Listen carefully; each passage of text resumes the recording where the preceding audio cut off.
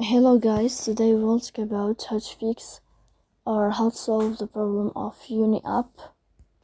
You will click on settings and you can enter here. Then this page you will click on apps, default apps, app settings. On above you can search about Uni app and you can click here. Then this page of app info you can click on first stop and you can click OK. Here we'll enter to the window of storage.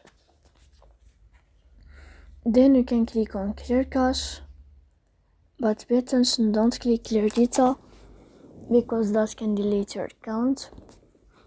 So please don't forget to support us by like and subscribe.